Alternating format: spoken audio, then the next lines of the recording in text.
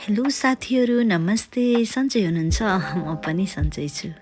आज मैले हामी सबैलाई मनपर्ने आलु चपको रेसिपी लिएर आएकी छु। त्यसको लागि सबभन्दा पहिला आलुलाई राम्रोसँग सफा गरेर धुनुपर्छ अनि यसलाई बोइल गरिदिने। तातो आलुबाट बोक्रा फाल्न गाह्रो हुन्छ भनेर मैले चिसो पानीले भिजाएँ। बोक्रा फालेको आलुलाई मजाले म्यास गर्ने। हजुरहरूले आफूले चाहेको साइज र डिजाइनमा बनाउन सक्नुहुन्छ। मैले चाहिँ टिकिया टाइपको बनाउँदैछु। रेडी गरेको आलुलाई चुप्नको लागि 1 चम्मच कर्नफ्लोर, 1 चम्मच मैदा र अलिकति फुड कलर राखेर घोल तयार गर्ने। यो घोल मतलब ब्याटर धेरै पातलो पनि हुनु हुँदैन र धेरै बाक्लो पनि हुँदैन। यसको कन्सिस्टेन्सी यस्तो हुनुपर्छ साथीहरू। अब आफूले बनाएको टिकियालाई यसमा डिप गरेर तेलमा फ्राई गर्ने। आज मैले यो चपलाई डिप फ्राई नगरेर सेलो फ्राई मात्रै गर्दैछु साथीहरू। चप बनाउन खासै गाह्रो हुँदैन र टाइम पनि धेरै लाग्दैन साथीहरू। छिट्टो अनि मिठो खाजा।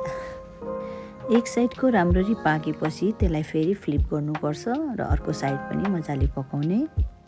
दुवै साइडबाट राम्रोसँग पाकिसकेपछि तातो तातो चप खानको लागि रेडी हुन्छ। यसलाई चटनीसँग, सससँग, जेसँग पनि खान सकिन्छ। र मैले अब चटनीको रेसिपी गर्दैछु। त्यसको लागि टमाटर काट्ने। 4-5वटा टमाटर लिएर मैले त्यसको पछाडिको भेट्न फालेर रफली चप गरेँ। आज यो चपसँग खानको लागि मैले टमाटरको नर्मल चटनी बनाउँदैछु। त्यसको लागि प्यानमा अलिकति बटर राखेँ अनि अघि चप गरेको टमाटर राखिदिएँ र त्यसमा खुर्सानी र नुन मात्रै एड गरेको छु। अब यसलाई एकछिन पकाएर मिक्सरमा ग्राइन्ड गरिदिने अनि हाम्रो मिठो चटनी तयार हुन्छ।